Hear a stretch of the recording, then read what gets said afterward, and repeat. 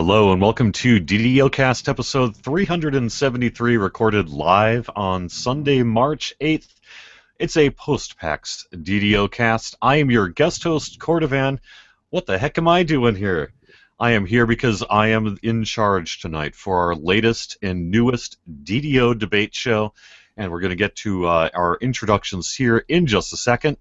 Just note this week's screenshot, Danwich valiantly attempts to defeat the inevitables of Dolur in the desecrated Temple of All, and our 212th DDO screenshot of the week.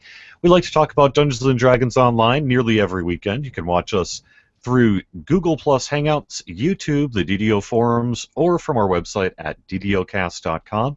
DDOcast is hosted by Cyber Ears, the awesome podcast hosting network and one of the best things I ever Googled. Shows are usually available within a few days of recording. The next show will probably be Saturday, March 14th. And you can stay updated by following us on our social media pages or our website, DDOcast.com, with our calendar. On the podcast this week, the next round of DDO Debates.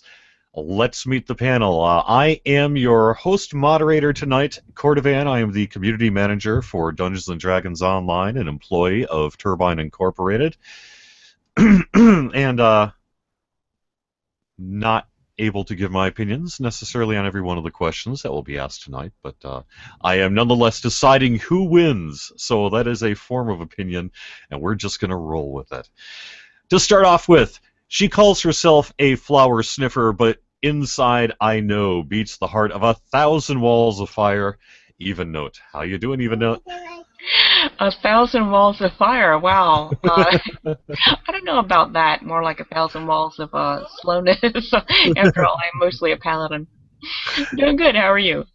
Very good, very good. Like I say, if my voice sounds a little weird, it's because it's a little worn out from 3 days of yelling on an exhibit floor on PAX.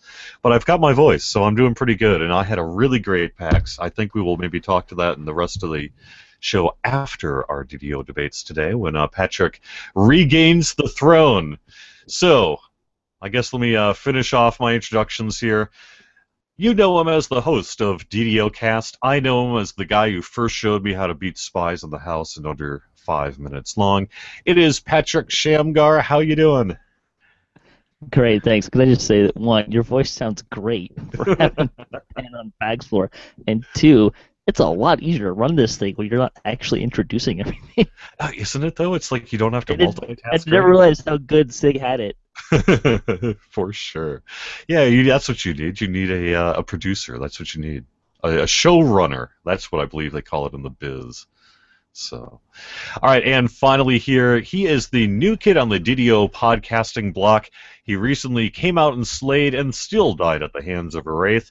It is Draculetta. How you doing, Draculetta? Hey, I'm doing pretty good. How about yourself? Very, very good. You are with the DDO Players News. It is a weekly podcast which live streams every Monday night starting at 8 p.m. Eastern Time on, give us the website. It's 8:30 p.m. actually. Oh, 8:30 p.m.? Yeah, and we use Mixler, and you can find our link at ddoplayers.com/live. All right. I have to admit, I usually listen after the live show because I have commitments on Monday nights, but I listen to it every week, and you guys have been doing good. You're not quite, the 20s now. You're still in the teens, as it were, if I recall. Yeah, we're on 23. This week will be 23. Oh, 23. There you go. Okay, so you're right up there.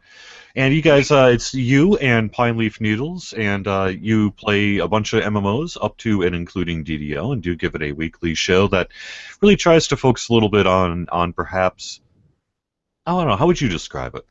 We're kind of slanted more from the new player perspective because Pine Leaf and I both, I actually started playing when free-to-play first started. I started about a month before that and played for a couple months, and then the people I was playing with quit. So I kind of quit, but I kind of picked it back up again a few months ago. So I guess I'm technically a newbie still, and Pine Leaf is the same way. So we're still in our first life, so we haven't done any TRs at all yet. So, yep.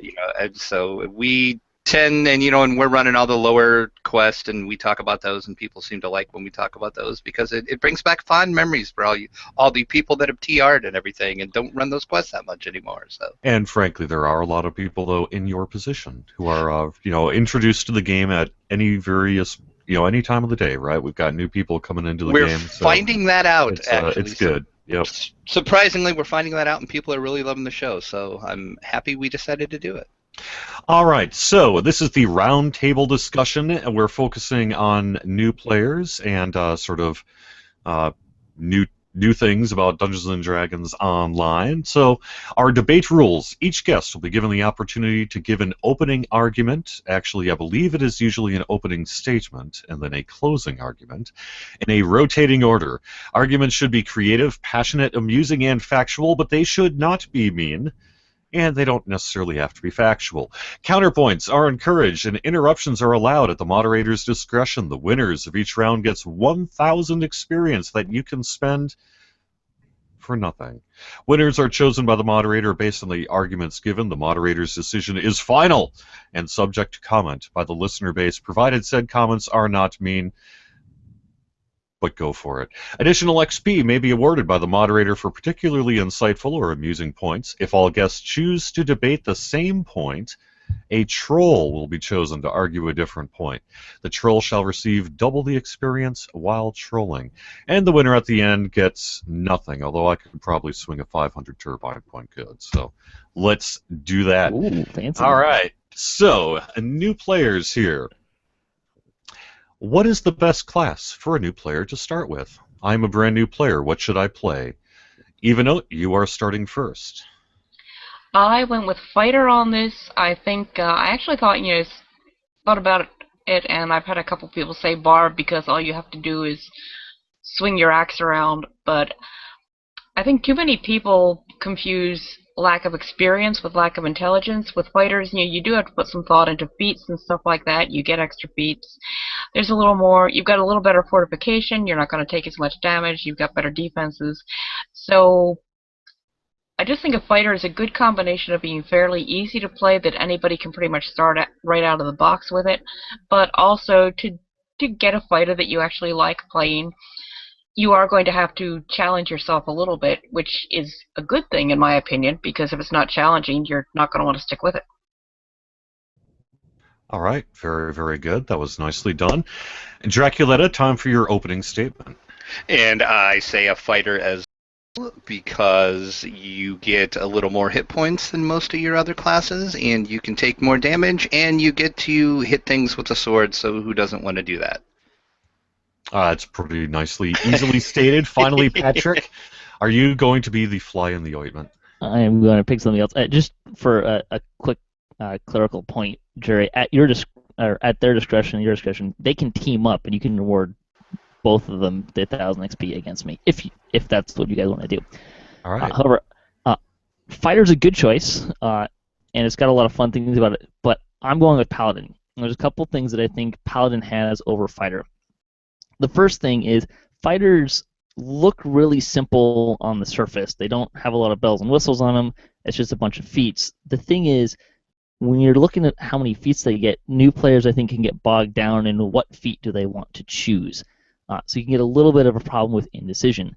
The other thing about paladins is they have some built-in healing and some better saves, so it can kind of keep you alive a little more.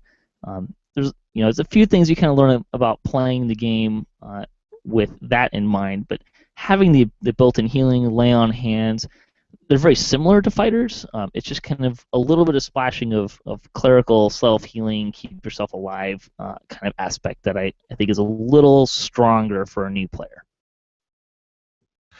That is a compelling argument. Which is it? Is it stats? Is it ease of gameplay? What one is it? Let's hear some arguments here. Well, I started with a paladin, and I know paladins have changed a lot. Thank you, Turbine, for giving them some DPS. Even really appreciates that. Honestly, if I were brand new, I don't think I would choose to start. Actually, technically, I started with a rogue, but I abandoned her after 2 days. But anyway, the paladin enhancement trees I don't think are as easy to understand if you don't have some basic understanding already. I think the fighter trees are a little easier to understand. Also remember, you think you're going to be able to cast cure spells on a paladin, and it took me a while to realize that I wasn't going to get those till level 4. I don't think paladin's a bad choice at all, but I do think for a brand newbie that really has no background, I think fighters it gives you some options, it makes you think, but it doesn't get overly complicated. It doesn't give you too much to think about. I would have to agree totally with that. It's like Evennote said, it's pretty straightforward with the fighter. You know what it is. You know what your job is. The paladin, like Patrick said, it's a good choice. I mean, who doesn't want to turn undead? But it's a little more complicated for a newer player, I think. So I still say fighter's the way to go. If you want to turn undead, you want to go towards cleric. Paladins don't turn undead. It's just there because it's a holdover for pen and paper. I don't think I've ever seen paladins actually effectively turn undead. And it is there's a few more things that are a little confusing about it, for sure. You have to learn how to cast spells a little bit. You have to spread your stat points out a little bit more. See, exactly, and that's going to be complicated for a new player. It's going to be a little more complicated, but if you look at the fighter, the problem with the fighter is, it's not as survivable. And that's going to be, a new player just starting out. They're not going to have a lot of money to go buy cure potions, so they're going to have to be relying on people. Low levels are a little tougher to find groups for, so a little self-sufficiency can go a really long ways towards enjoying the game and really getting into it. There's also the aspect of, having to learn, being able to learn spells can be a really great benefit, because then you find out that, I kind of like spells. Maybe I want to do more spell casting. So then that kind of informs them a little bit about how the spellcasting mechanics work. So you can learn a little bit more. Fighters, you also, it's a bunch of free feats, and there's not a really lot of direction on how to take those feats. I mean, if you're taking a path, then it will kind of figure out all the stuff for you anyways. But then you got to figure out how, pulling which feats you want to use and figuring out where you can program your hotbar, and what do you want your fighter to be. There's a little more choices that are there that can get really confusing, and you're going to need a little bit more help really kind of figuring out how to flesh out that fighter. Well, remember, you're talking about these paladins having self-healing, and I don't remember when you get your first... Honestly, it's been so long since I started over with Even.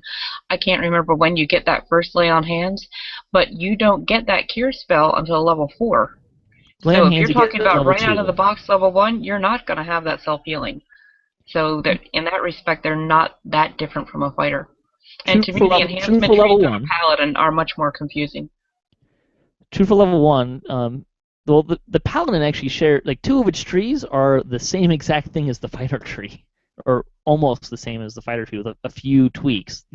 The defender trees are very similar, and the vanguard, I think, is the exact same tree. I don't know if there's actually any difference in that. You have to wait till level 2 to get your lay on hands, but if you understand, if you kind of figure out the action points pretty quick, you can get 4 lay on hands with your first 4 action points. So by level 2, when you actually get the ability, you can already have all 4. You can have 4 lay on hands right out of the gate, which is a lot more effective. It may not be overly effective at that level, but it's more than you get with a fighter in terms of healing. All right, I'm going to call it. I appreciate all of your questions, or all of your debates and answers there. They were all very, very good. You raise a very compelling point there, Patrick, about the ability to self-heal and stay alive. You also raise a really good point about players who want to hit stuff but also want to cast a few spells. However, I'm going to go with Evennote and Draculetta on this one, because the fact remains, if you are playing a fantasy RPG-like game and you haven't played it before, and you just want to jump in and figure out what to beat on things with, you can never go wrong with fighter. They're easy to figure out. All you're doing is beating on them with a sword. All you have to worry about is strength and constitution. It's pretty clearly spelled out for you. And you're right about the feats, that the feats may hang up some new players, but at the same time, trying to figure out, well, what it's turning, does it work, and how do I use it? Trying to spread between wisdom and charisma and constitution and strength, and a few other things, I think just give, and everyone understands the concept of a fighter. They may not necessarily, if they are not familiar with D&D or DDO understand quite what a paladin is. So I'm going to go with Evennote and Draculetta for 500 XP apiece on that one, and Patrick appreciates some very, very compelling arguments there. Next question. Before you move on, real quick, I Yeah. do want to say for a fighter, it has a lot more. If you're a new player, it has some nice flexibility too. If you want to dabble with range, you've got the feats to do it too. Yep. It's true. When I actually started playing DDO, that's exactly what I did. I picked a fighter because you usually in games cannot screw up a fighter too bad. That's just been my experience. So if you don't really understand that, it doesn't mean I would necessarily play it all the way to cap and all that, but you are going to probably want to start with something that you can just sort of quick roll, get in, and check out. And fighter's a great choice for that. Paladin would also be great if you have some knowledge of it. All right, next question. What 3 pieces of gear should a new player be looking for? I'm just starting to play the game. What the heck do I need? And we were going to start off with Draculetta. I said you want to find some jewelry or some boots that have water breathing. You want to find a weapon that gives you ghost touch, and you want to find some jewelry and a cloak that gives you feather fall. Because those all are going to come in very handy for yourself, because water breathing, you are even earlier on, you are going to find yourself underwater a little bit. Ghost touch, if you run the catacombs, let's say, you are going to need something that is going to get through those ghosts. And Featherfall, if you want to jump down things, you don't want to take any damage and or maybe die, so that comes in handy as well. All right, thank you very much. Patrick, you're up next. So first thing, fortification, because damage spikes will kill you very quickly. Striding, because this game, the combat in DDO is very much movement based. Moving around, you can get a lot of bang for your buck out of really, kiting or just running circles around stuff. Just movement is a big thing. Or heck, running away. Things are going bad, run away. So anything that gets you better movement. And then a good weapon. And the reason why I say Ghost Touch is a great choice. Good will give you a little bit more bang for your buck. There's a lot of things in the game that have damage reduction good at various levels of the game. Probably the biggest ones you're going to run into first are going to be in Delair's Tomb series, the ghostly skeletons that can only be damaged by good weapons. But there's a lot of other ones in the game as well. All right. Thank you very much. By the way, Patrick, your video is lagging behind my audio on my end here, so I'm trying. Hopefully, when I start talking, when you stop doing the talking. same for me. So Yeah, I think it might just be some issues around the United States routing, whatever. But as long as when I start speaking after you stop talking, we're okay. Then I think it doesn't really matter on the video. All right. But that is working out okay, isn't it? For me, as far as I know. Okay. Yeah. All right. Well, you're the one taping it on your end, so it should be okay then. All right. Finally, Evennote. I actually considered everything you guys just said, the water breathing, not so much the ghost touch. I don't think I'm thinking mostly of what you need just as you get off of the boat on coming over to Stormreach from Korthos. Featherfall definitely, even though I didn't say that, I'm going to agree with Draculetta on that because I can't tell you how many times I split in the harbor. But I think mostly I'd like to, if I were starting a new tune, the first thing I would look for would be decent armor. So you're going to have protection not just against critical hits, but take less damage from all hits. Good armor class. The weapon, something that you are proficient in, something, just a good general purpose beater. And I think this, I don't know whether this really counts as gear, but one of the first things I buy all my new tunes, I get them a big stack of cure pots, because if you can gulp a couple cure pots, that can keep you alive when, you can't always count on a hireling, you can't count on having another player hear you. If you've got a stack of cure pots, no matter what class you are, you're going to be a lot more survivable. All right. Our opening statements are made. What do you guys think? I think two things I picked, fortification and striding, are things that you can constantly upgrade and you'll constantly need throughout the game.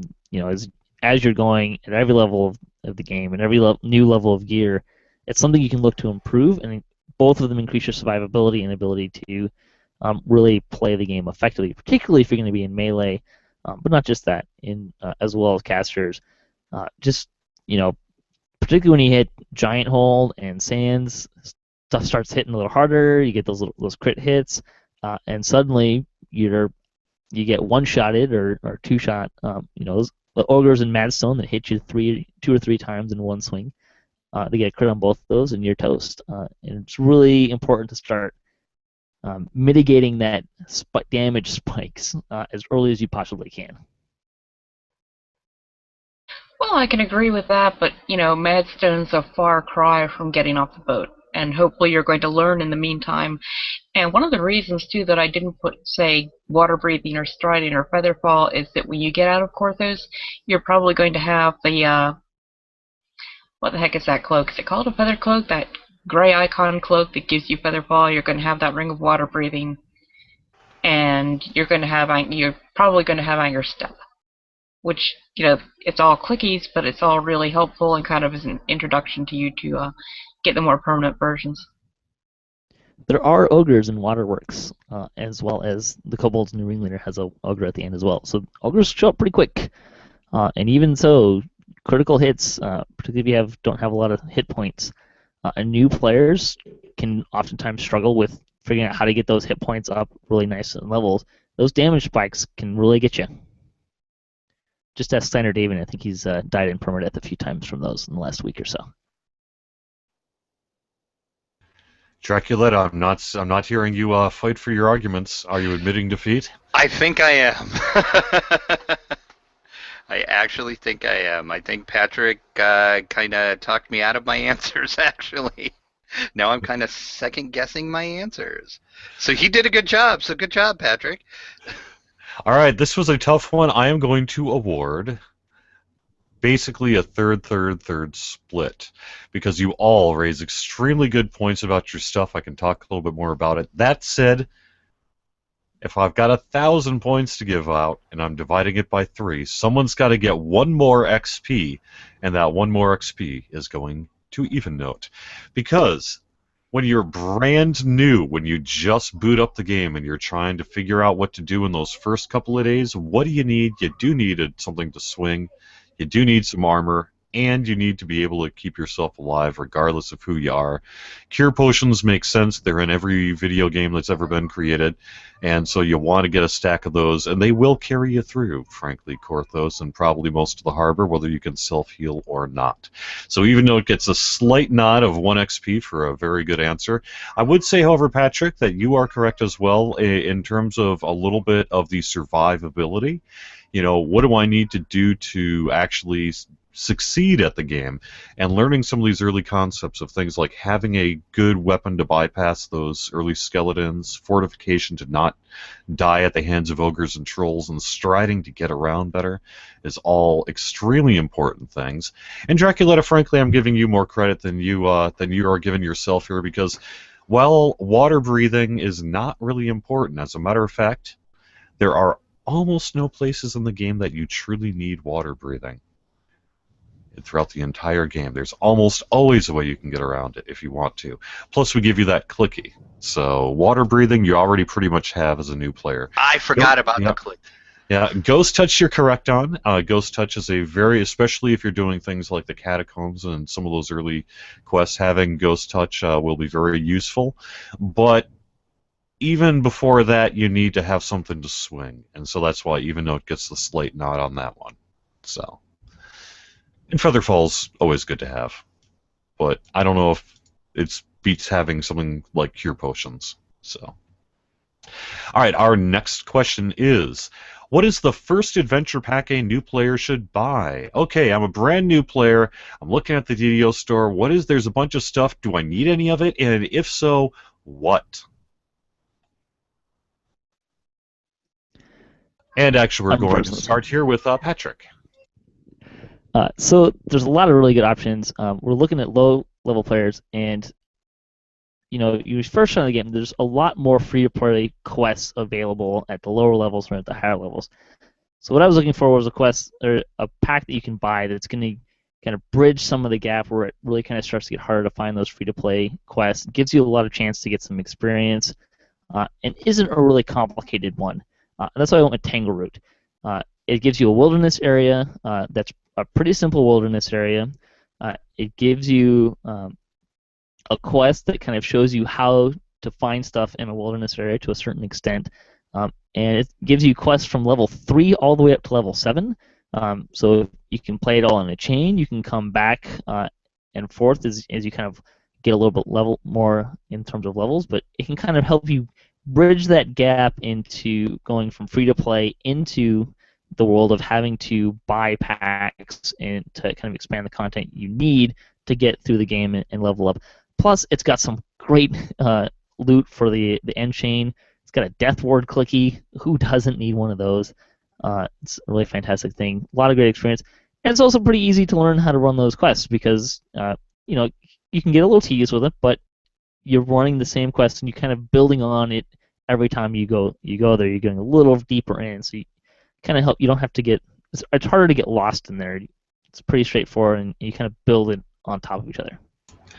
All right, nicely said. I do want to clarify here that the wording is particularly important. What is the first adventure pack a new player should buy? And I think we may create a new question here after this. But what is the first adventure pack a new player should buy? Let's see what Evennote has to say. Yeah, I debated on this one quite a bit, and I'm going to be honest, I passed right over Tangle Route because the only reason I can think of to run that is the Death Ward clicky. Tangle Route is boring. It's the same dungeon over and over. My choice would be for Yarlin Carnival. Again, you've got really good loot per level. You're getting that at a point when you're starting to look, I need some more quests to run, and there's not as much free to play around. It's not boring. You have all kinds that you've got small problem, which is basically almost like a wilderness area. You've got the carnival itself. You've got party crashers. You've got a good mix of different things. You've got situations that call for crowd control, situations that call for a rogue.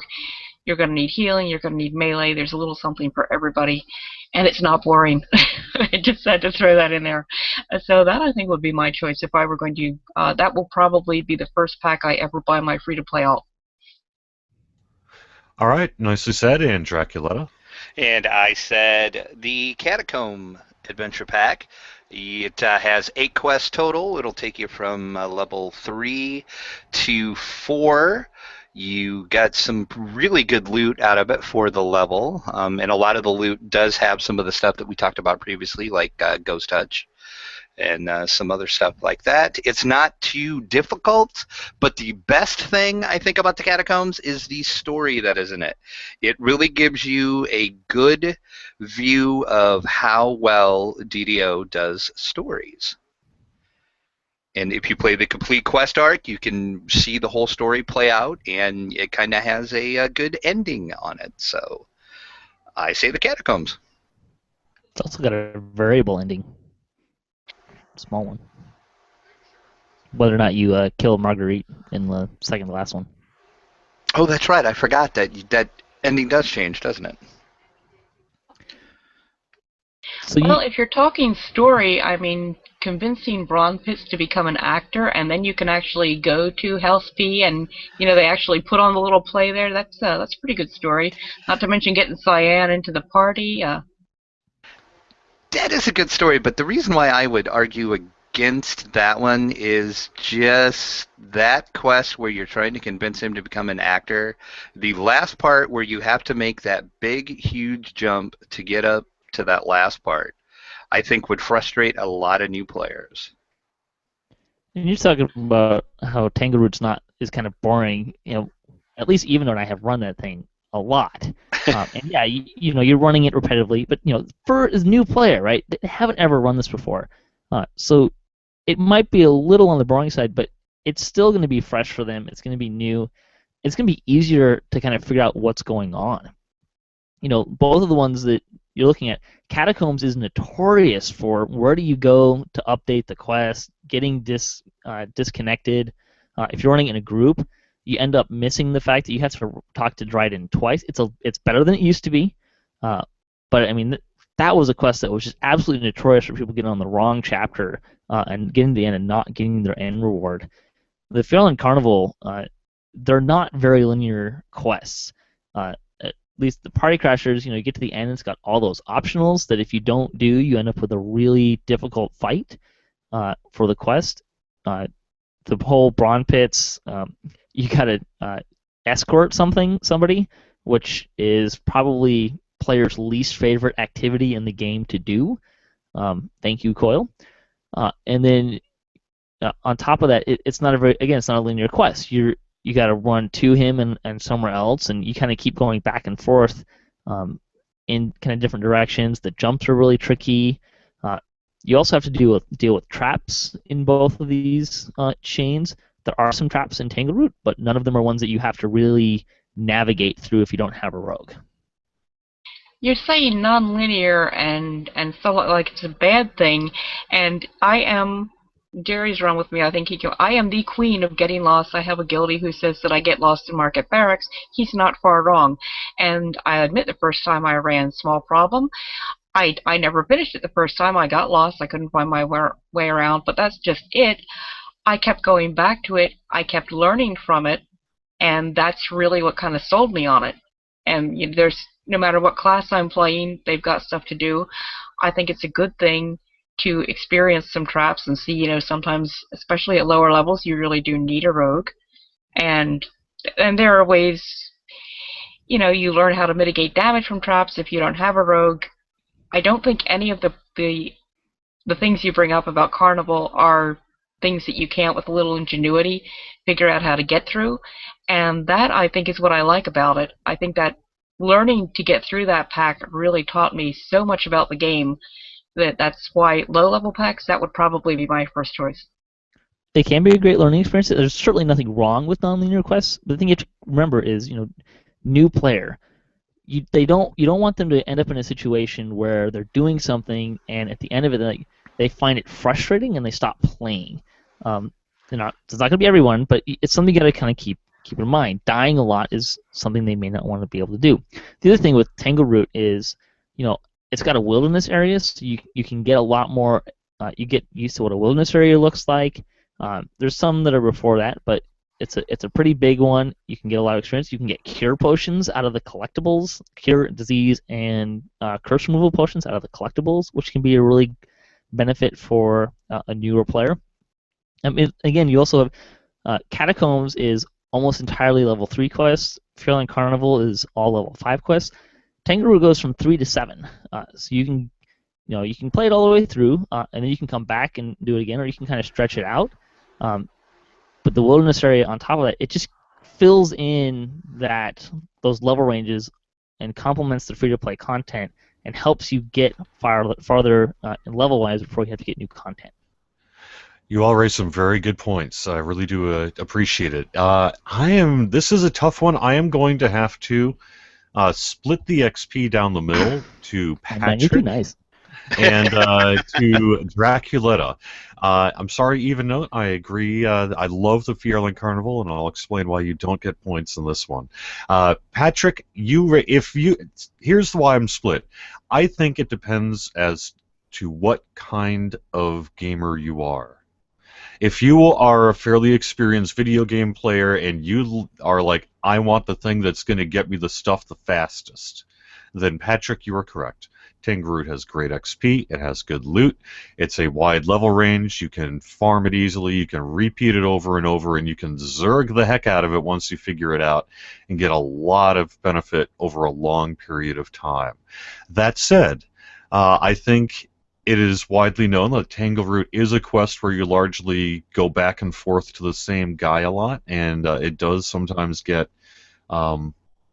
a little repetitive, and that is a bit of a turnoff to quite a few folks. And if that is your kind of person, if you're the kind of person that's like, I really just want to see how awesome, a DDO story can be and how much of the sort of Dungeons and Dragons sort ofness is in this game, then I think Draculetta takes it with the Catacombs. It is a very generally pretty easy quest, although it does have a nice, some nice challenges. It has good mood setting, an interesting story, a couple of pieces of loot that'll be okay for a brand new player for a couple of levels, and most importantly, or at least partially importantly, it is the least expensive of all of the packs.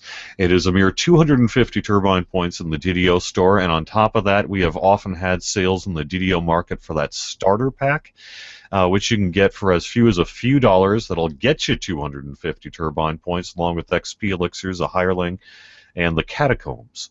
So a lot of people, in terms of the very first adventure pack you're going to take, it often will be the catacombs, because we have great deals on it, and it's the least committed you have to be in terms of giving us any money. I really, really love the Fierling Carnival, and I think when it comes to DDO's creativity and dungeon design and story, I think, frankly, the Fierling Carnival is something we're always looking to try to top, because it is really one of the best series of quests we have in terms of just kind of story and creativity and diversity and all sorts of things. It is hampered a little bit by being basically just level 5 and level 20, and I also think that for a brand new player, you're probably right that some of the mechanics in it, I'm thinking of, like, say, Party Crashers and the Brawn Pits thing, might be a little daunting. So I think perhaps as a very first adventure pack, it might be a little daunting for some new players, which is why I'm not getting you any points for that one. Sorry. All right. Keeping track of this point spread, right? I am basically yes. Get answered. Something like that. Yeah. Are you open to bribes? I'm actually going to create a new question because I like the one about what is the first adventure pack, but I think a more popular question, and one that we can get some good debate out of, is, all right, I am only going to buy one adventure pack over the entire course of my DDO playing history. What should that one pack be? I'm going to actually exercise my producer rights here. If you want to answer that question, you should check out our last DDO Debates, episode 370, and one of the questions there was the best adventure pack. And that would be a better, and just for time's sake, you're right. All right, there you go. Sounds good. All right, so next question. We have been overridden by a mysterious force that is not on the panel, I assure you. What is most needed to attract and keep new players? We're going to start with Evennote. I'm honestly going to say, and I know that this is probably my personal soapbox, just a community that it is welcoming and friendly and helpful and doesn't ridicule people for asking questions, which I think we all see too much of. Because, I mean, I know there have been games I played, Neverwinter. I did not like the game itself. I played because of the people. So I really think if DDO has good people and people are friendly and helpful, that will keep people playing, and hopefully I think DDO is a much better game than Neverwinter. So if we have the people to attract and keep the people, that's using the word people an awful lot, and that will actually give them a chance to get to know the game, play the game, find out how great the game is. I think that would go a long way to just increasing the DDO population. For sure. All right, Draculetta, you're up. And I think I'm going to have to tag team with Evennote again, because I'm going to say we need to be able to help new players more and be willing to help new players more. Which, kind of like she said, overall it's very good, but me being a fairly newer player, I know I have had a few really bad experiences with this. But overall, it's a great community, and we just need to make sure that we're, reaching out a hand to do whatever we can do to help new players. All right, finally, Patrick. I'm going to troll this one just to get a little bit different of an argument. It's like a double XP if I win this. So I'm choosing simplifying character creation. The community is a really important part. And there's a lot of roots in D&D and it being community-based, but before you can really even get involved with playing the game and get involved in the community, you got to build a character. And one of the great things about DDO is it's really true to D&D. It has a lot of great options for building a character, But if you're the new player and don't have any pen and paper background, or you don't have much in the way of character building background, or come from a simpler game, that character creation stuff is pretty frightening. And there's paths which help a little bit, but they're also, they're not the greatest paths in the world. There's a lot of things that the community has time and again said we want to see this improved in the past. You look at the descriptions on the advice that they give for creating characters. Again, there's not some great advice in some of those, and again, the community has really kind of come in and said, hey, we want to see this change so that it's more reflective of what the game is. Community is great, but if you start trying to play and you get bogged down in the character creation and you don't know what you're doing and you get scared off, you never get into the community. See, that's what the path builds are for, and they're really not all that awful. I have a level 28 rogue. She was my very first tune. She started as a path build. She has never done any, not even a lesser reincarnate. The most I've done is reset her enhancements a few times, and she survived that path build. She does run some epic elites. Yeah, she made it through. I was able to take her with that path build all the way up to like level 8 or 9 before I reset her enhancements the first time. So yeah, and the reason she stayed in the game is because I had people who, when I did realize, I want to do more with her than this path build allows, I had good people who explained to me, helped me choose, asked me what I liked about her rogueness and, what I liked about being a rogue and what I would rather not do as much of. And I said, I really liked being able to disable traps and open locks because those were two things Even couldn't do. And they talked me through resetting her enhancements, helped me with gear and stuff like that. And it was because of the people, not because of the build or anything like that. That really helped me stick with her and stick with the game. She's one of my lesser tunes. It took her a while to get all the way to Epic Cap, but she's there now. She's stuck with it. I have no plans to do any reincarnating on her anytime soon. And so yeah, if it weren't for the people, I don't know what I would have done with her. Yeah, I was going to say, the character creation is a little confusing, but if you do just choose that path, you can eventually change it later if you want, and it's not that hard, and it's pretty straightforward how you do it. And like Evennote said, there are plenty of people, there's sites, there's a section on the forum dedicated to each class, people put up builds. So I don't think character creation is that big of a deal. I think community is more important than the character creation aspect of it. Right, and even if you're not going with a path build, remember when you're creating that character, you've got that little thing that comes up at the side that says, what stats are important for your class and why. It does give you a little bit of guidance there. So This isn't always that great, though. And there's some, pick this skill. That skill's, I know there's a few that say to choose Listen. Listen is, the most useless skill in the game. And it's giving advice to pick Listen. But it will get you through until you know enough to say, hey, I can do better than this. Let's ask some people, and then if you don't have good people to ask, you're done. If you've got supportive people who are going to help you, you're golden. The people are basically what's kept me in this game. All right, I'm going to call it. I am going to side with Evennote on this one. At 600 XP, Draculetta and Patrick each will share 200 XP each. Evennote, you are absolutely correct that a friendly, helpful community is probably the most important thing to attract and keep new players. Patrick, you do raise a good point. We certainly hear that, especially if you are not familiar with D&D, that the character creation process can be daunting if you go it alone and if you don't really know what you're doing. But that is why we have big buttons that basically just say, click this instead. And I think it's pretty good at getting people started in the game. You're right that in terms of sort of long-term build prospects and that, those starter builds may not be what you want. But in terms of actually getting started in that, they'll do for now.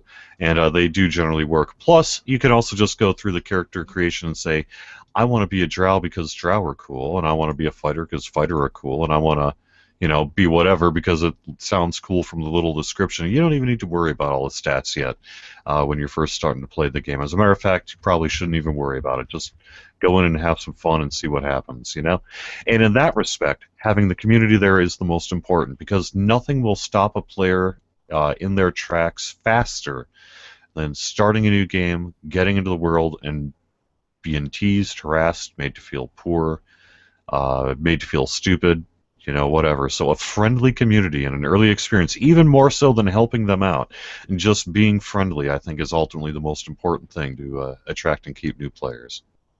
And I have actually lost players over, had friends leave the game over the way they were treated by other players, so that's just another point to bring up there. Yeah. For the record, I like the community answer. It was a good question. I wanted to have a little bit more lively debate on it, but I was trolling, so I get double experience through that. Oh, you're right. Okay, so you get 400 XP instead of 200. So there you go. The magic of doubling. Next question: how can we as a community help keep DDO relevant in the turbulent world of MMORPGs? Draculetta, you're up first. I say we need to keep it in the news, in the conversation. The reason why I say that is Temple of Elemental Evil is coming out. Has anybody seen, other than on like fan sites and on the DDO site itself, that Temple of Elemental Evil is coming to DDO? All I hear about is it's coming to Neverwinter. So we need to make sure we're pushing DDO, not just in the community and fan sites, but elsewhere. Other game sites, other news sites need to know, hey, we're doing this stuff too, we're here, and we're relevant just as well as what Neverwinter is. All right, and up next here is Patrick. So this is something I just started doing, and I think it really helps kind of get it out there, and it's become something a little more popular just in general. It's like twitching and more videos, which I think we're doing a great job of, and there's a lot of, it's been a really big push of late with DDOs twitching. But just the idea that, people can see people playing the game and see what the game looks like, what it can be for them, what kind of game they can get out of it. It also shows a wide variety of ways to play the game and different player skills and us having fun. I mean, just that, because that's really what's really one of the best things about DDO is the community, as we were talking about before, and how awesome it is to play with those people. So just kind of putting that out there, letting people see this is what the game is. These are real people playing this game. Sometimes they're playing kind of silly. DDO Splat is playing a little differently, different set of rules, but we're having fun, and people can see that and see how that's an option for them. Which, just as a small microcosm case example, just since we started doing DDO Splat 5 weeks ago, I've had several people comment on those videos and email me and say, hey, I'm thinking about doing permadeath now. And it just kind of really pushes that out there, it gets it visible, and makes it interesting for people to play. Finally, Evennote here. Okay, well, those are really good answers as far as how to get DDO in the news and draw attention to it. Keeping it relevant, I think, is more about making it more applicable to different people, across different game genres, whatever people like. And again, I think having that good community, being able, develop a reputation of being willing to listen, willing to help. You're going to keep any new people who come. You're going to keep your existing players. And you get WoW. I know a couple people who play WoW, and it seems to be all about the trash talking, stuff like that. And they get bored with it. And I know a couple, they kind of come and go. I don't know anyone. I know there are people who stick with WoW. The few people I know who play WoW, it's been very come and go. The people I know who play DDO mostly stick with, not all of them, but most of them stick with it, and mostly because overall we do have a really good community. And yes, I know that's my personal soapbox, but as far as keeping it relevant, that's what I would go with. I think when we're talking about keeping it relevant, what's going to give it FaceTime, get it out there, get people to see that, hey, this game's still going and it's still a vibrant game. People are still playing it and having a lot of fun doing that. I think what better way to do that than show us playing it and having fun and having a good time.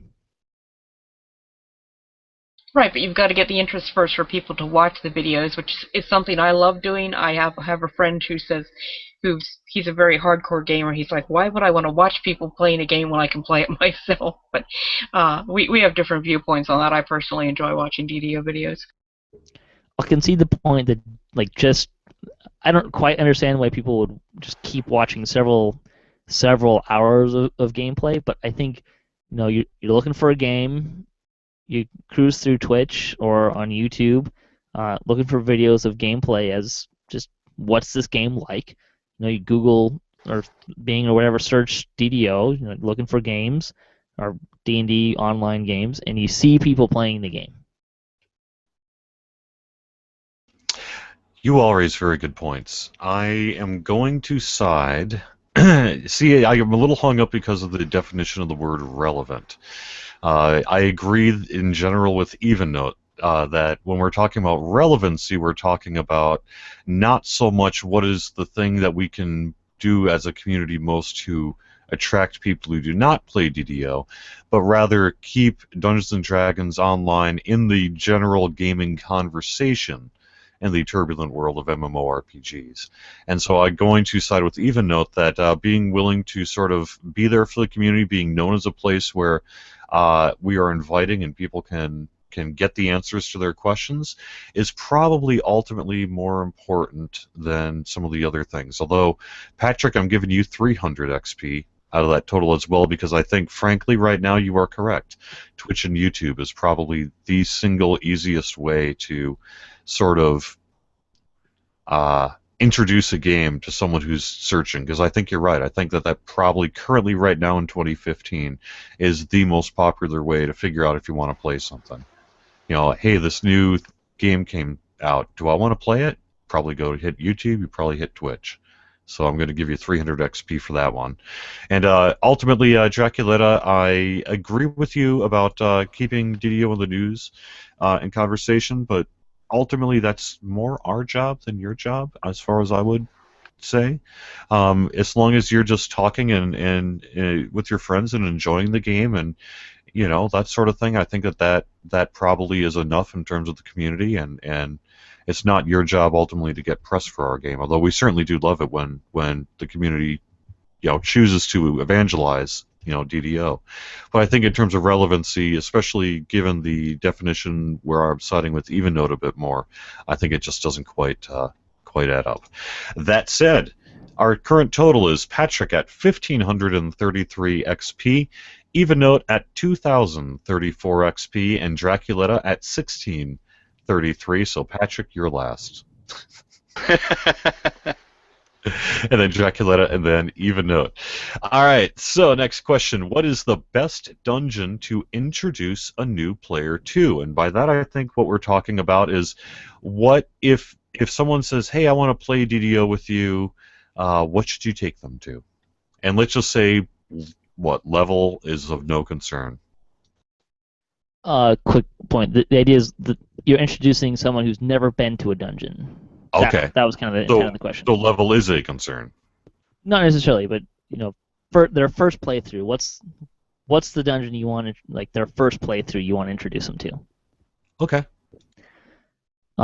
So, and this is a little bit about how I like to introduce people, but I'm thinking about, okay, a quest that is fun to introduce someone new to. It's got to have traps that I can get them killed in. It's got to be deadly, and it's got to be a really fun, really great, iconic DDO experience. And it's a higher level quest, but I think Haunted Halls really fits that. It's one of the best dungeons in the game, hands down.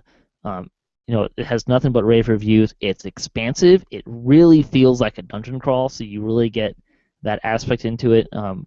Particularly for someone who's been a pen and paper. Maybe they played Haunted Halls, and it's really awesome to see some of that in there. And plus, there's a door that kills you. I mean, that's just like total iconic hardcore D&D Dungeons and Dragons playing, you open a door and suddenly you're dead.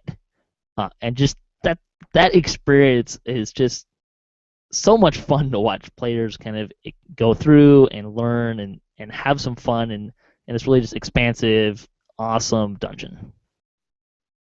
Yeah, ask comic relief about that falling door. And don't tell him I said that. I hope he's not listening. When I looked at this question, and I originally said Hayden's Rest because I thought you were looking for the first quest a new player should run, and I thought Hayden's Rest with all the explanation. If it's just the first quest to show people and, give it, I would probably go with just the whole Stormhorn's Wilderness and Ark, the graphics, huge variety of really, really cool monsters, that just beautiful, gorgeous wilderness. The quests all offer something a little different. There's different kinds of mobs, there are different kinds of dungeons, and Flying Glacier. What more can you say? And plus the great loot. But, Flying Glacier. Does there need to be more than Flying Glacier? Nicely said. Finally, Draculetta. And I said the waterworks, because what's more iconic in D&D than kobolds? I mean, you have kobolds, you get to kill kobolds. What could be better? A new player is going to love it. Plus, it's a little, it's not too challenging, but could be a little challenging if you just, there's a couple rooms, if you would rush right in, you would find yourself dead very, very quickly. But it's just kobolds. That's all I'm going to say. I don't know, if you're going to go with the kobold argument, probably the iconic part about D&D, at least now with kobolds, is kobolds still hate you. And the stuff from Crystal Cove and stuff, and they don't say that in Waterworks. I'm not so sure about Waterworks. That's actually a really good impression. That really is. I'm impressed. That's awesome. The Stormhorns is fun and all, but I don't know. I still have a sore spot with what goes up, because I've heard this comment. This is my experience. I've heard this from a lot of other people. You get out on the glacier and suddenly you're blinded by snow, and then it turns purple and gets worse. And it's like, oh my gosh, what is going on here? I can't see and play the game anymore. Yeah, that's just one small part of one quest. And just the Stormhorn's Wilderness alone, griffins and harpies and satyrs and all kinds of, you see some monsters you've seen before, and some absolutely brand new that we've never seen in DDO before. The scenery, you've got, the lush fields with the flowers. Whoever did the graphics on Stormhorns, if there were, Oscars for graphics, they should win one. And that's the kind of, I tend to be a very visual person, and Stormhorns just drew me in right away. Haunted Halls has kobolds with a Gatling gun. It's got a doppelganger, and there's no other doppelgangers around. It's the only place that they got those. It's one of the quests that introduced the Helmed Horrors, another iconic D&D monster. I mean, this is like D&D in DDO in its purest form, or at least as close as you can get to it. My biggest thing with Haunted Halls, and don't get me wrong, I absolutely love Haunted Halls, is that nearly everything in Haunted Halls is undead. Which is not necessarily a bad thing, but, some people like a little more variety in their monsters. I like the fact that you can get people killed. You're going to love the temple then, aren't you? Oh, I'm sure. But just like the whole aspect of, you're new. Hey, you're new. This is great. Come play this dungeon with me. Hey, you go that direction. Ding. Nice. Come on, we've all done it. It's the new player hazing. All right, I love what you're saying about the Haunted Halls in terms of the classic Dungeons and Dragonsness of it, and the creativity on display, and just sort of the way it really is a showcase for what DDO has to offer. But I think the question, remember, we have to say is to introduce a new player to, and that's kind of a vague statement, but that is a level 28 quest. there's a lot there that they're just not going to necessarily understand or get. And if they were truly a new player being introduced to this, they'd probably, from an aesthetic standpoint, they'd be, yeah. From playing it, hell no. Draculetta is going to win this one with the waterworks. I do agree with you that in terms of creativity, in that both haunted halls and these stormhorns are wonderful, beautiful areas that really do showcase, I think, some of the best of what our game has to offer. But in terms of, we need to focus on the new player experience here, and I agree that probably if you just want to introduce someone to a first quest, they might be able to handle waterworks, and they can handle it with you along. And so I'm going to give Draculetta 500. I'm going to give Patrick 400 because you raised some very good points about the creativity of the haunted halls and that. And even though I'm going to give you 100, mostly just because those quests can be a little complicated. And what goes up in particular, people might be, what in the world am I looking at here? I don't. What are these things that people are doing? I can never remember how to do all this, that kind of thing. So that said, I love that area very much as well. The actual answer, though, is Temple of Elemental Evil, because it's going to start at level 7, so you can just vet status 2 your way up and then get them straight into a classic module when it comes out. Yeah, get on that. Let's get that out. Yeah, right. Exactly. Yeah. We're tired of waiting. Soon. We're working on it. All right. What is the most important skill for a new DDO player to learn? We're going to start with Evennote.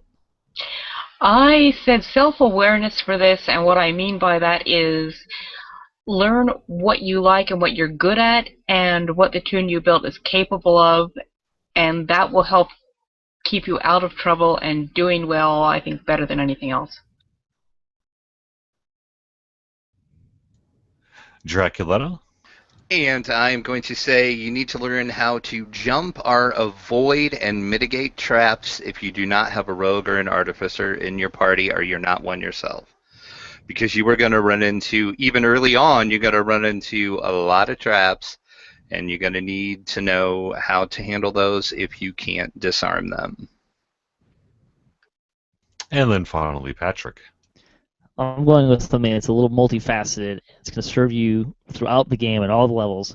Aggro management.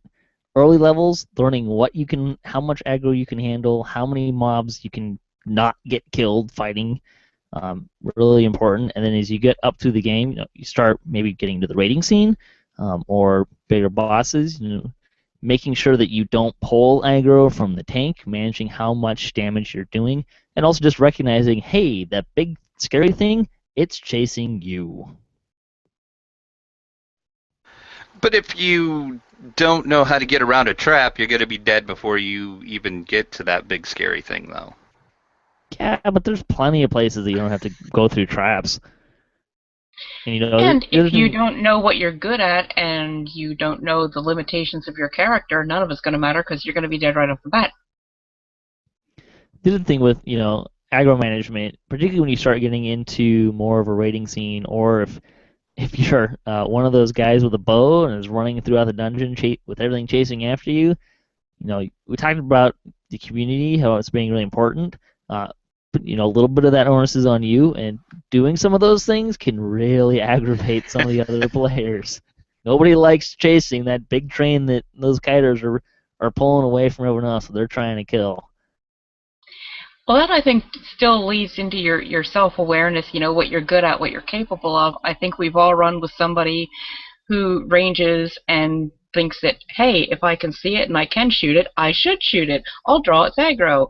Not realizing that, they shouldn't shoot it just because they can, that they probably can't handle its aggro, and then most of the time they don't know enough to even attempt to heal themselves. And that's the kind of... That sounds like an argument for aggro management. It's all very synergistic. I think aggro management is basically a part of what I'm saying, and I don't know how well I'm explaining it. I'm just having fun with you. All right. In the interest of time, I'm going to call this one here. Some very good arguments on either side. Ultimately, I'm going to split the XP total 400 each with Evennote and Draculetta, and Patrick, you are going to get 200. The reason you're getting 200 is because I am all the proof you need that you do not actually need to know how to handle aggro and still play the game. Also, I joke, or am I? Evennote, I agree. Self-awareness is ultimately key, although maybe it is. I wasn't 100% sure what you meant exactly, but I got enough about what you meant that I gave you 400. And Draculetta, I think, frankly, from a practical perspective, you're right. That one of the first things that you'll often see new players reach out to ask others about is, what the heck am I supposed to do with this trap? And so being able to learn how to deal with traps in DDO truly is probably one of the very first skills that you're going to need to know. And that's why it was actually included way back in the day in the old tutorial section, back in that old 2006 version of the tutorials, because we knew that very soon you were going to have to deal with hallways that have spike traps and stuff in them, and you're going to have to figure out how to get through it. So I agree that that's probably one of the very first skills you're going to have to learn. In the interest of time, I know that we want to get to some other news and stuff, so I'm going to ask one further question. I'm going to drop the last two from the list and try to do a bit of a summation question. Before I do that, though, let me just say our total points, pretty close here. Patrick is at 2133. Draculetta is at 2533, and Evennote is at 2534. Oh, wow. 1 XP between you two. So we are going to, Patrick, you are still very much in the running, just like Jeopardy here, because you could easily pick up 1,000 in that spread. So we're going to wrap up on this question. You have one sentence to tell a new player what they need, or let me think about this. He's making this one up, folks. Bear with him. Yes, sorry. Well, see, now I'm nervous. I'm not going to be prepared. I already had my answer for the other one prepared. What is the one thing you want to tell every new player? We're going to start with you, Patrick. One thing I want to tell every new player is to have fun, because dang it, it's a game. And if you're not having fun, why are you playing this? But there's a lot of ways to have fun, whatever you want to do to kind of make it your own. But have fun. All right, Evennote. I've got to side with Patrick on this one. Yeah, do what you have fun doing. If other people don't like it, don't group with them. If you're having fun, you're doing it right. And Draculetta. And I'm gonna side with the other two because that's exactly it. It's a game. It's fun. We all love it. You can't do it wrong if you're having fun playing. Now you've put me in a difficult position. How do I handle this? It's really simple. They all conceded to me. Hey, is that right? Yeah, well, you do raise a good point. I also think Evennote perhaps has the best response for, as long as you're having fun, you're doing it right. Concise and clear and a really good statement. So I'm going to give you a little bit for that one. I'm going to give Patrick a little bit of XP for that one, and I'm going to give you all some XP for giving the right answer. Which is not, go away, don't bother me, but rather, thank you and have fun. So we're going to say Evennote is the winner. And that is because you are going to get 334, Patrick again at 333, and Draculetta at 333 XP at the end. So I'll have to add that up. So 2866 for you, Draculetta, and 2868 for you, Evennote, and 2466 for you, Patrick. So thank you very much for playing and taking part in the latest DDO debate. Thank you. That was fun. That was fun. Last time I let Jerry. And you thought he was going to pick you the winner, didn't you? No.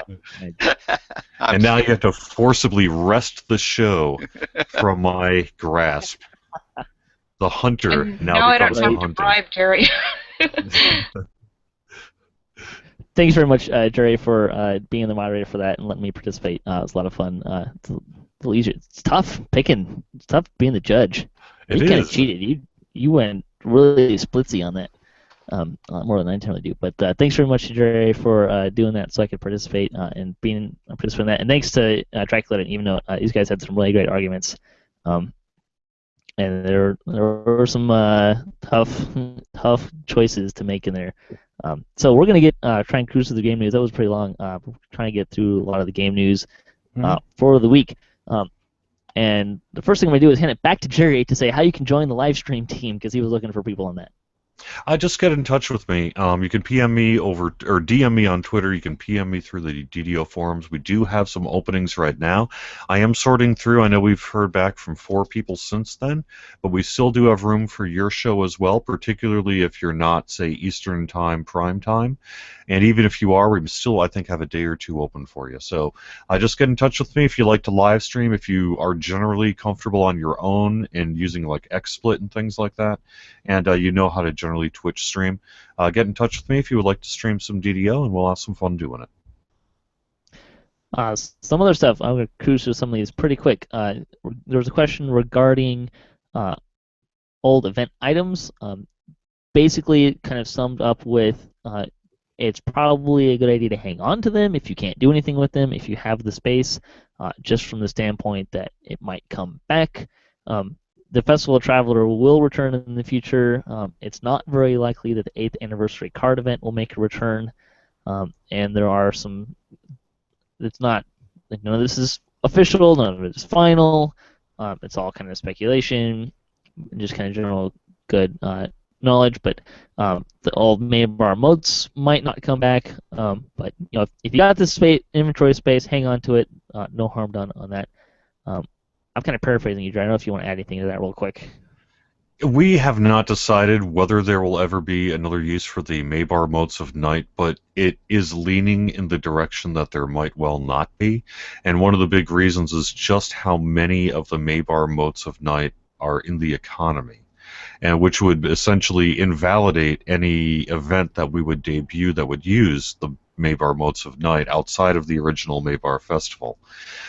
So I don't really know quite where we're sitting on that right now, but I mean, if you just think about it, there are billions of Maybar motes in the economy, and so any loot list that we'd come up with that would have that as a, basically a way to use all that stuff means that people are just going to use it, and then they don't even have to run the event because there's so much of these things in the economy, especially after some of the issues we've dealt with in this past year, that it makes it really difficult to find a reuse for the Maybar motes. But that said, there's nothing saying we couldn't perhaps more directly tie it to the old Maybar loot list again in the past, or who knows, right? I mean, who knows? And so I would never want to tell someone just get rid of them, because as we've seen in the past, sometimes we find uses for this old stuff. So if you've got it sitting around, I would recommend hanging on to it, but I would expect that it's not necessarily likely that we will see a new loot list that would use the old motes, because just from a design perspective, there's some real challenges there. Yes, on the Festival of the Traveler, absolutely, it's coming back, and know that I can pretty well tell you that in terms of trading in 8th anniversary cards for loot, that ain't going to happen anymore, due to, again, the issues we dealt with in the past year, and really the length of the time that we had to turn in those particular cards. So you can add them to your image gallery, but it's unlikely that you're going to see that loot ability to just exchange it for loot. A couple of quick. These are several different topics, real quick hits. There are new Monster Manuals coming. There's no announcement date. They don't plan for Warlock to be the last new class, but they are talking about long timetable well beyond any announced plans. They'd love to do Gnome, but have no specific plans to talk about at the moment. It's on the long list. It's unlikely they will be modifying existing iconics. It would be difficult and time-consuming tasks. It would likely mess with existing characters. They'd rather just do new races than new iconics. Fighter and Cleric already have 3 trees. They want to add trees to Favored Soul, Druid, and Artificer to finish those before they go to Fighter and Cleric. The full base attack bonus, this is kind of regarding rogues, is a class distinction that unlikely to change the base attack bonus for rogues. Some updates on the Acrobat. They're looking at adding tumbling bonuses, but during playtest, players saw that as just a necessity to tumble every X seconds to keep up those benefits, and many found it annoying. At the high end and in raiding, players get a lot of good use from Vault and similar abilities, both for kiting and getting out of bad areas. They won't be messing with that enhancement. The fast movement now adds 1% per rogue level. It stacks with everything since it scales based on rogue levels. They don't think this allows for a character who can obtain speeds until that they cannot get now, except possibly a Monk 18 Rogue 2, which would be 2% faster. They don't think that option is problematic enough to implement a complicated anti-rec or stacking system. See, players can see something they missed. They can achieve speeds that are greater than what they can right now. Let them know, because it's not the intent. They modified staff lunge, so you can sweep through enemies while it's activating. It allows players to lunge to the center of a group and deliver the AoE at the end of the lunge. However, note that since it occurs at the end, you will need to not lunge past enemies. In testing, it was easier to deliver this if you weren't pressing the forward key, and harder if you were, since the initial part attack carried you further. Let's see. He knows. It is pretty awesome, by the way. I haven't really played with it, to be honest. I don't have an Acrobat. Sev said that he knows staff lunge is hard to get used to. If you aren't hitting a directional key, the animation just kind of nudges forward in an unsatisfying way. However, if you learn to use it, it can work really well. Anything animation related to a large time sink, and he doesn't know if they can devote that kind of time to one attack because it's a little clunky to use it first. But they might play with it with no promises. They aren't currently planning on giving out free feats, as that eats into the fighter advantage. They know the various trip DCs are borked, and they look into those. When they look into them, sweeping strikes will get looked into. Staff lunge and sweeping strike were reduced to 1 action point per tier. See, they removed momentum defense and added spinning staff wall, and I believe this was in the tier 5 Acrobat. You activate it to gain 50 physical resistance rating for 20 seconds with a cooldown of 90 seconds. Also, you get, while wearing light or cloth armor, you gain 5% dodge, 5% maximum dodge, and 5 maximum dexterity bonus for light armor, which is pretty stinking good. Let's see. Imagine the sweeping strikes GCs will likely use full rogue levels, but they haven't really looked into it. The kind of the big thing is how its balance and reflex saves are supposed to be working with that. It's supposed to be an initial reflex saving throw, or compare it versus a straight strength check, and balance should be getting you up, not the initial saving throw. But that has to do with the review for trip abilities. Yeah, don't worry about that stuff. It'll be taken care of by the time it matters to you. Yeah, it's that's kind of the Acrobat stuff. Assassin stuff, based on player feedback, they bumped the PRR for light armor mastery to 246, which in my opinion is still really low.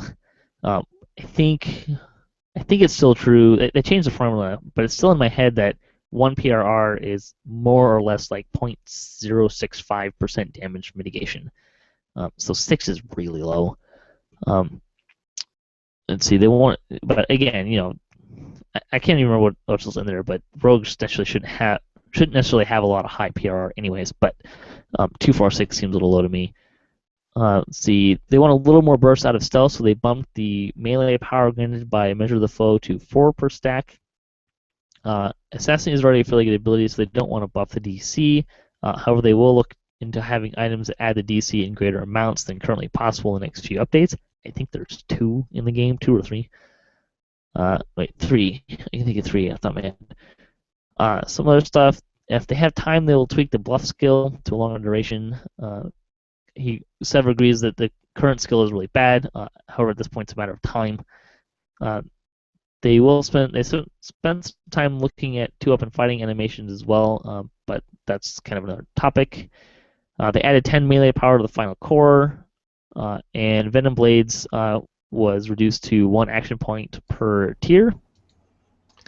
And they added explicit maximum dodge to light armor mastery. And then there was kind of a statement on the vision for assassins. Assassins should be fun to play for players who enjoy that type of playstyle. They do good damage in a group because they can deliver lots of sneak attack. When monsters are focused on others, they are fun to solo because they have a good burst out of stealth and lots of tricks, but they are harder to play than, say, Barbarian. Rogues also have a lot of non-combat advantages over Barbarian. They're interested more in, is this class fun to play for people who like that playstyle than ranks in terms of whether or not it's better than other classes. Anybody have any comments they want to put on any of that new stuff, particularly the rogues? The only comment I have is that I think bluff is actually not that terrible a skill whatsoever, and I think anyone who bluff pulls in Menace of the Underdark and such would agree with me. But I play too fast to bluff, I'll be honest. Yeah. I have it, but I never use it. Yeah. My assassin uses bluff a lot, and I've never had any complaints with it. Yep. I think the biggest complaint was the animation time compared to how long it lasts. I think it was kind of the primary focus of where that was, which is a concern with Assassin's Trick, which I know that they changed. They messed with that a little bit as well. Yeah. I mean, absolutely. Like I said, if we have time, we are going to tweak the bluff skill to really address some of those issues. But I'm just mean from a gameplay perspective, bluff has got its uses, that's for sure. Absolutely. And I was really happy to see the Venom Blade change because I use Venom Blades a lot, and I thought, too, it was really expensive for what it was. So I'm happy that they're thinking about changing that. Mm-hmm. Yeah, I could go back and forth. I pity the poor person, or the poor people who have to go through all of the trees and figure out what should cost what compared to what. Yeah, exactly. Right. I agree with that.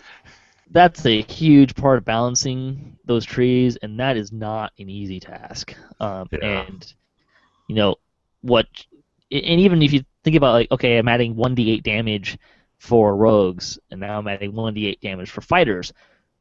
I can totally see an argument. I'm not saying it should, but I can see an argument where it should cost more for a rogue because it's not really kind of their main thing. Whereas for a fighter, it should be one of their main things. So it should be cheaper. You can get a lot of crazy arguments with that, but that's another topic. I did want to mention regarding the Mimic Tomes, because this came up on the forums. It's 1 per character per life. So if you reincarnate, and Jerry tested this, you can have eat 1. If you reincarnate, you can eat another one. Yes. Which is the same way that... And if you did one during Maybar, it works in this event, and if you do one in this event, it'll work for the next event. Right. Speaking of the Mimic Festival, it ends today. And I know some players were asking this where I was playing, and we all pretty much said that if you're going to crunch the cards, you should probably do it today. Yeah, absolutely. The standard that I think people can expect as a default is that event items are only available when the event is active. You mean like festival, or like the Jester and... Yeah, like just basically everything that goes on a little after the event is over. I'm sorry, that's just the way it works. Sometimes, like the Festival Jester, I know is kind of iconic when people are saying that you can turn it in after the coins stop dropping. That's true. I mean, ultimately, if we really hear from the community that they would like, that maybe there's some more practical reasons to do that for this particular event, let us know. But the way it is currently going to work is, yes, when the Mimic event is shut off, we say through the last full day, so it'll be basically in about 12 hours from now. Then... yes, you're not going to be able to turn in your stuff. There's also a 25% guild renown through today. Store news. You can still get 15 months for 12 months VIP, which also ends today. So if you want to do that, get on that fast. And then also along with that, also ending today, is the plus 20 Hearts of Wood, and you can get a plus 5 free. With the code WOOD4U. Great deal if you want to do that. And I think the community largely understood why we're doing that, or at least part of the reason why we're doing that. Besides just being kind of a nice incentive, it helps deal with the situation of 3 classes and trying to swap into a 4th class that you don't have any of. Because, the plus 20 Heart of Wood won't let you, say, turn a fighter, wizard, paladin into a fighter artificer paladin because of the 3 class totals that you're going to run into during the respec process. So you need 2 hearts of wood to do that. And so we're bundling in that +5 one for free to essentially take care of any kind of class splits for the most part that are really going to come up and allow you to swap out completely 3 class into another class if you want. Still a great deal. I mean, it means that your +20 is only like 1,000 turbine points more than a +5. So. Oh, right. Well, and then that's the other thing, right? If you're not in that scenario, then hey, you have a +5 heart of wood for future use. Other sales, which go through Thursday, I didn't write this down, which would be the 12th. 20% off of monster manuals, Slayer count boosts, select creature companions and accessories, and companion name changes. You can also get free 10 stack of Gold Seal Elixir of Moderate Healing with the code HEAL05, 1 per account. Community news: the 132nd Chronicle. Turbine was at PAX. We'll talk about that in a bit. Monad Rebellion is streaming on Twitch every Thursday. Let's see. The High Lords of Malkir are still doing more teaching ways. They did Tower of Despair yesterday. Guild was Toy Soldiers PD, is a Wayfinder-based permadeath guild. They roll randomly for class, alignment, and gender when making their characters. The comment for the week: what is the best or worst advice you can give to someone attending a convention like PAX East? Let's start with Draculetta. Oh, wow. The best advice I would say is take some hand sanitizer with you and sanitize a lot. That's all I'll say. Evennote? Having never been to any convention of any kind, I would say take lots of money and plenty of camera batteries. Jerry? I said, what is the best or worst advice that you can give? The worst advice that I could give is to say, bring lots of sharp, pointy, dangerous objects to you on the airplane, and then try to bring that stuff into PAX. And if someone questions you on it, punch them in the face. Yeah, that's pretty terrible advice. I would say bring some water so you don't get hydrated, and take a shower. Everyone appreciates that. Yes, that is the best advice. Insight News.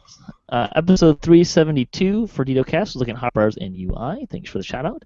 DDO Players News was looking at, you're talking about rogues, mimics in episode 22 with Saba Jade. DDO Gamer celebrates the joys of getting to green steel, specifically getting to the level where you can use it. The Ordo Syncletica was getting existential in a blog post, and it says even now. Is that supposed to be Evennote?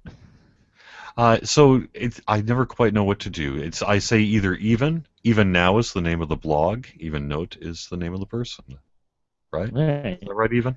That's pretty much it. Yep. Shout out. Yeah. Let's see. Videos for the week. The weekly Wednesday for March 4th was a QA with Cordovan. The only thing I really pulled out of that was there's not going to be new Cove loot upgrades, and something will be in the time frame of when we used to have Maybar. It may or may not be Maybar. Yeah, probably will there not was a be bunch of other Maybar as it questions. traditionally existed. There are a bunch of other questions in there. It's worth the listen. But I think those are kind of the main things that we haven't covered yet. Some blogs to mention. DDO Gamer had a post about why stealth is broken. He also had a post with some free-to-play builds that people put in. And Tactilicious and Craftlicious wants to make the Mimic Festival permanent, which I'm sure would make Lessa very scared. I don't know if that is just because it's going away this weekend or what, but that is probably the most frequent comment I heard at PAX East from DDO players who stopped by the Turbine booth this weekend, which is, can you please just keep the small Mimic spawn rate in the game when the event goes away? So I don't know. We'll have to take a look at that, I guess. I think more Mimics the Mimics have been fun. I've really enjoyed them. As far as an event, I think the drop rate is too low, but it's a fun event. Let's see, I'm trying to cruise through some of this stuff. We've talked about the Toy Soldiers PD group, but we'll link to their post in the show notes. And then, let's see, in DDOCast news, we are still doing DDO Splat, mostly on Thursdays. This week will be a shorter episode because I have some stuff going on Thursday. Also, we're doing Guild Feud. We need more people to take our survey. Jerry, pass on to the devs. Get some of them to take it. We like devs input as well. Sure. Anyone who plays the game can take the survey. It shouldn't take very long. It's just gathering some information. With that, Jerry, give us a quick review of PAX East, and Sure. WB also has an announcement as well. I'll probably let you take care of that one, unless you want me to talk about it. But I could just Why give you a don't you quick go for rundown it? on PAX East. So PAX East was really, really busy this year. It's always busy, and it sold out tickets within minutes this year, and you could really see that in the halls. It was like shoulder to shoulder, particularly on Friday and Saturday. Very, very busy. Lots of excitement, lots of people there. And the exhibit hall was packed. There was a lot of, it's popular when for these kind of things people try to find trends. What was the big trend at CES this year? What was the big trend at E3? To some extent, if I was to try to organize PAX East into trends, it would be there was a lot of technology there. We saw, like, say, Oculus Rift. Samsung had their Gear VR. We saw Alienware and some Steam stuff, like Steambox stuff. I didn't really see it myself, but people were talking about seeing Steam boxes there, I think. Just a lot of cool stuff going on at PAX East in terms of hardware and kind of the tech of video games right now, because there's some real kind of I don't know, perhaps wars, gear wars that are gearing up to try to see who's going to reign supreme here. On the video game front, we saw some MMOs, including, Turbine had a presence. We were there for our MOBA, Infinite Crisis. I saw Smite was there. There were another MOBA that is in that field as well. I saw like Wargaming with World of Tanks had a nice big booth. Blizzard was showing off Overwatch, which is, I believe, their first-person shooter that's coming out. And then we saw all the companies, Nintendo, Microsoft, Sony, all kind of showing a presence and doing some things there. Nintendo really was focusing a lot, I noticed, on a lot of the import scene. One of their most popular things at PAX East this year is they had a really nice display for a 3DS game, I believe, called Puzzle and Dragons.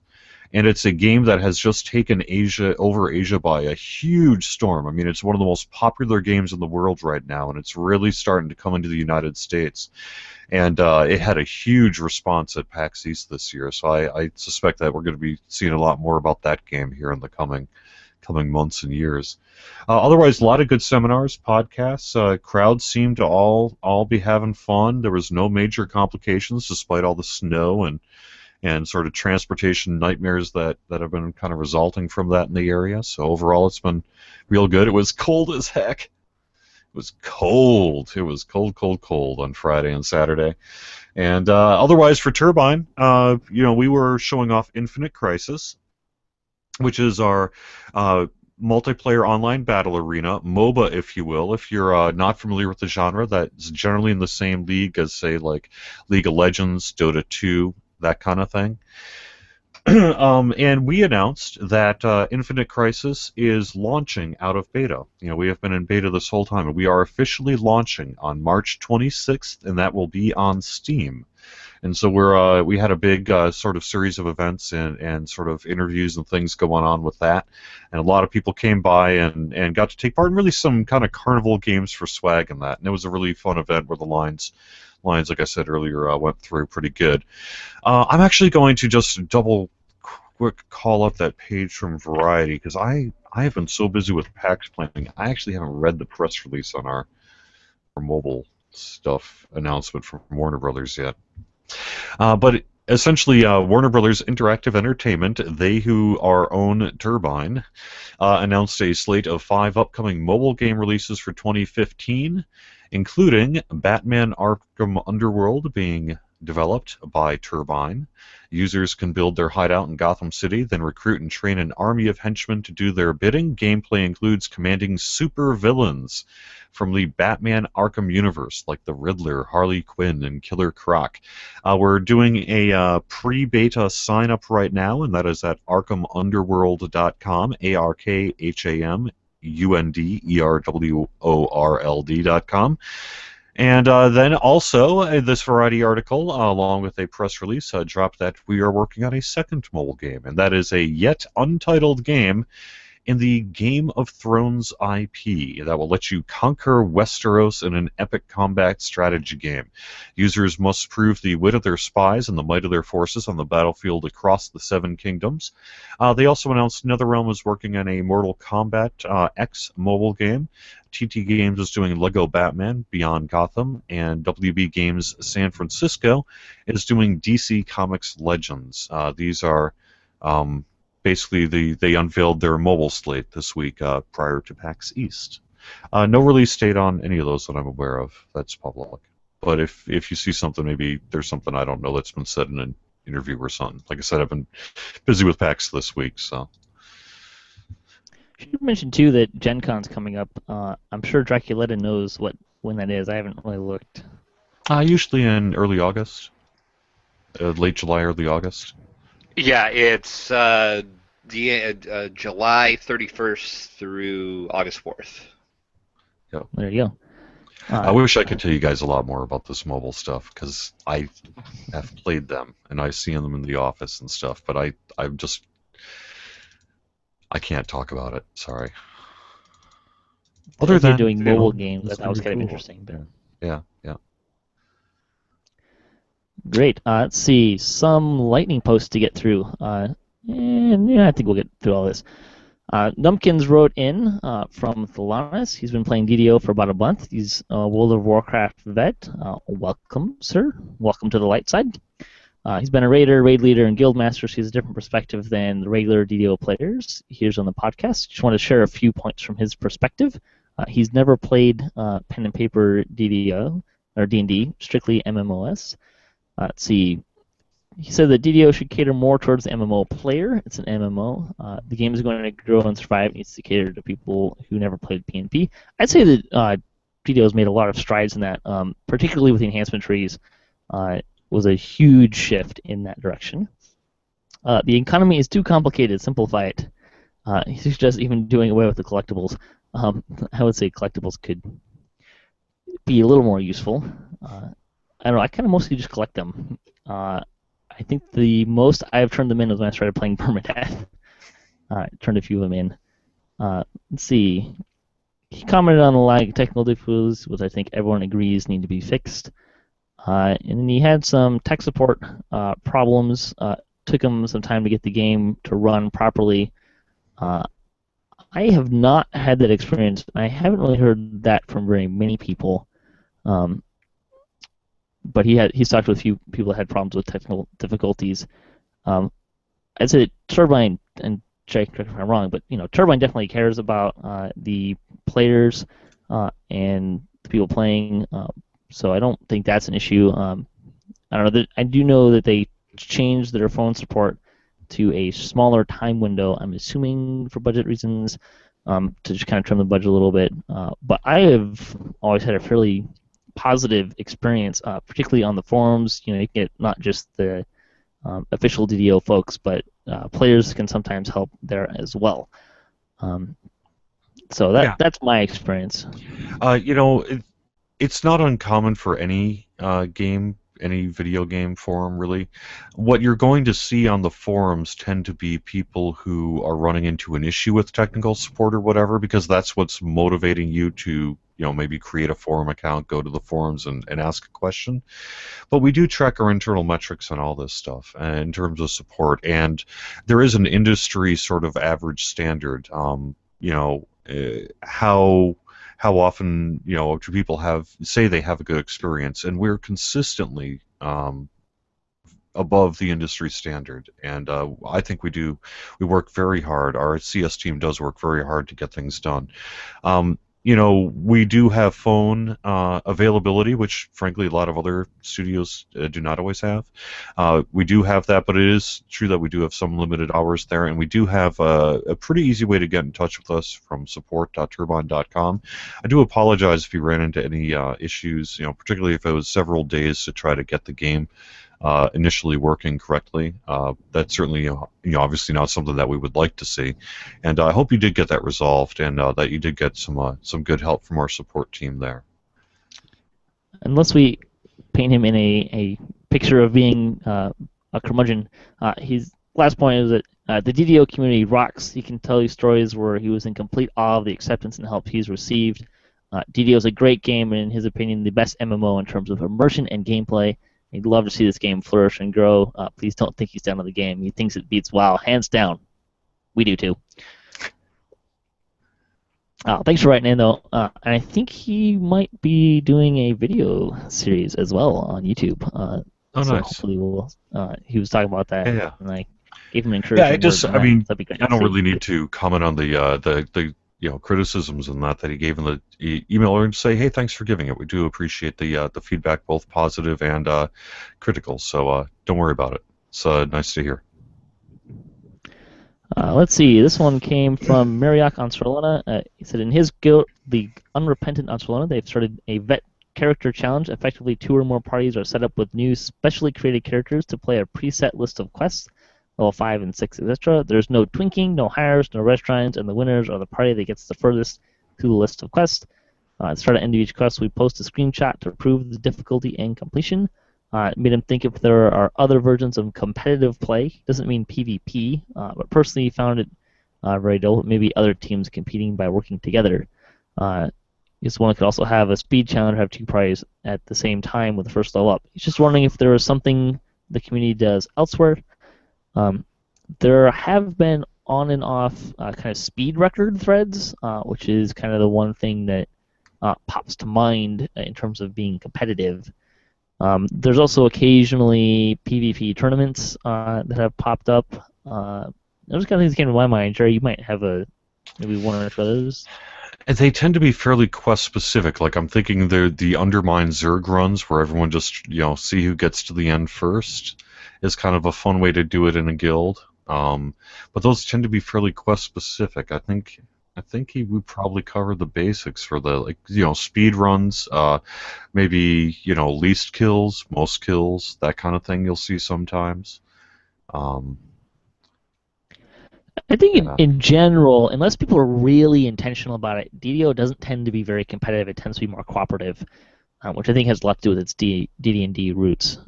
But not to say that people don't have fun in doing challenging and having competitive play. Usually when the kind of upper echelon of players starts to feel a little dull with the game and they've been replaying it too much, they start getting into speed competitions. That usually comes around. Shroud was a big popular one. Yeah. How fast can you do the Shroud? I would say challenges, frankly. They do give you a point score, so that's a way you can do an inter-guild competition as well. Is there still... Because there used to be, I don't know if there still is, kind of a scoreboard for that, or did that go away? Yep, that went away with my DDO. Yep. All right. The last posts for the week came from Zasis on Kyber. He recently listened to the Hotbar episode and wanted to comment on his style. He doesn't like having his screen cluttered. He mostly stays in third person. His keyboard arrangement is 90% or 95% mouse look with his fingers on the ASDW keys, like a first-person shooter. He has a mouse with 2 buttons on the side for his thumb, and they are key mapped to the next hotbar and previous hotbar functions. And he usually fills 8 hotbars with weapons, spells, etc. And if an item doesn't need to be used in combat, he can find it in his inventory. He likes the search function for that. He tends to be consistent about putting similar items on specific numbers, since he plays with his left hand on the keyboard and the right hand on the mouse. Usually the most combat-related items are 1 to 5 or 1 to 6. Then, let's see, by hitting the thumb buttons in combat, he can scroll through the bars and then hit the number keys with his left hand. Means he doesn't have to take his hands off the keys or move in and out of mouse look mode while fighting. Definitely a different play style. On his artistry, he says he scrolls through about 4 bars worth of spells and casts them without stopping from kiting. Certainly an option. That's kind of how I used to play, actually, except I was not clever enough to put the up and down buttons on my mouse. Yeah, that's a good one. Yeah. It's an interesting one. The reason why I never even thought of that was because one of those 2 buttons is my push to talk button. Because I am, how can I put this? I'm a huge proponent of push to talk. There should be no hands-free option, in my opinion. That's just kind of how I go. Or if there was, you should have to be able to toggle it on and off. but that's because of my professional world where I wear headsets for hours and hours and hours at a time with people who don't know how to use them. I tend to agree. Yeah. That's kind of my personal. I've had people, you take off the headset and you hear it hit the table, and it's like I actually don't really even play with earphones anymore, partly because of that. He also usually takes one hotbar and undocks it and puts it vertically on the right, and in that he puts all the stuff that he would normally have equipped, and they give you a little icon of which one's equipped. That way he can tell if he's got his normal gear set equipped. Which is actually pretty similar to how I started. I would put all that stuff on one, and then I found I ended up having to search for stuff more that way when I was trying to switch it. But certainly a valid way to do it, and I wanted to share that as well. Do you know what I learned from your UI discussion is that I never use mouse look. Like I never toggle mouse look with T. Never. And I think I'm in the minority maybe in that. Because everyone in that show was like constantly doing it, and I was like, "Really? Am I the odd man out here? Am I the only one doing this?" No, I don't either. No, I hate mouse look. In fact, I ran Abbott one time, and 4 times in a row I hit R instead of T in Roids and ran off the edge of the platform to my death. Not once, not twice, not 3 times, 4 times in a row. Nice. Yeah, if you watch DDO Splat, you can see, I think. I'm assuming, because I kind of don't really think about it, you can probably see me going in and out of mouse look. I do it a lot, and turning and running, and yeah. Oh, actually, you know what? There was something I really wanted to bring up and with the UI that I was kind of talking to my radio at, and now's a great time to bring it up. I know we're running a bit long, so I'll keep this quick. You had mentioned that you could use the command /UI layout load and or save. Right. To save your UI layout, but there's one piece that I think is really important that I don't know if everyone knows, and that is that layout file is portable. So if you go by default into Documents, Dungeons & Dragons Online, there's a new folder called UI that'll be created if you save your own custom UI, and then one called Layouts. And so you can go into UI layouts, and it'll be named whatever you name it .layout. So, like for example, if I have a UI that I just call home, it'll be home.layout, and it's called a type of layout file, but it's essentially just kind of like a text file kind of thing. And it's only 14 kilobytes or so. It's real small. So you can drop it into Dropbox, you can email it to yourself, you can put it in a Skype chat, all that, however you can transfer a 14 kilobyte file, and you can send it to another computer or a friend or whatever, and they can just load up your UI file. So really great point. Yeah. So if you have like a laptop that you also play on, or if you play on multiple computers, or you feel you've got the perfect layout, and someone is like, how did you get that? You can give it to them, and that didn't necessarily get brought out in the conversation, and I use it constantly because I have computers at work and stuff that I need to do. Yeah. Never considered that. That's actually a really, really great point. Let's see. I think with that, we're going to close out the show. So let's go around the horn. Start with Draculetta. Plug your stuff. What are you doing? How can people find you? Sure, and can I just say one thing, too? I misspoke before in my excitement waiting for Gen Con. The date is July 30th through August 2nd is the correct dates. But you can find me over at DDO Players. We are at DDOPlayers.com. We do our podcast live every Monday night at 8:30. You can find that just by going to the live section of the site. Then you can also see the video on YouTube or download the iTunes version. And that's about it. You guys do other too, right? Yep. Draculetta, what are the other games that you guys are doing? We also do one for Lotro, and we do one for Guild Wars as well. We're a part of a network called the Players Alliance. Great. You saying, Jerry? Oh, nothing. Sorry, I was just misspoke there. I thought we were wrapping up, and I thought Draculetta was done. Sorry, I'm tired. I've had 3 days of PAX. I need to sleep. Evennote, why don't you plug your blog and stuff? Uh-oh, do we lose Evennote? Oh, sorry, I just got the hiccups just as you were talking. I'm trying not to hiccup as I speak. Yes, I'm Evennote. My blog is Even Now, which is DDOEven.wordpress.com. And I also run the OurDDO site. If you have a DDO blog and you'd like to be listed on there, I'm trying not to hiccup.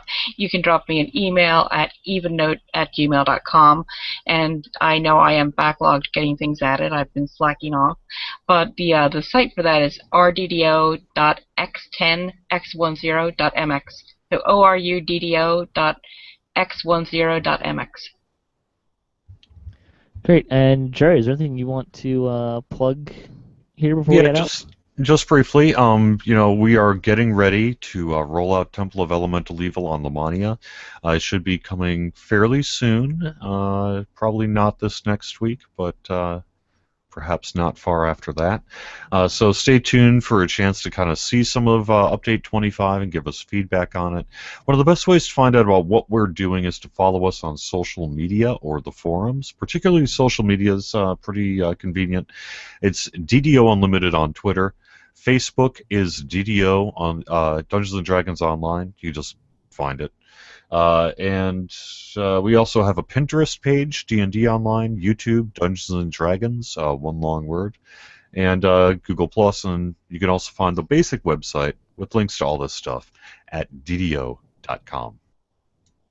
Well, thanks, guys. Thanks for listening to the show. Thanks for my guests here today for joining us. I hope that debate was very helpful, especially for the new players that might be listening. If you know some new players that aren't listening to the show, please send this to them. Hopefully that will give them some things to think about and some advice.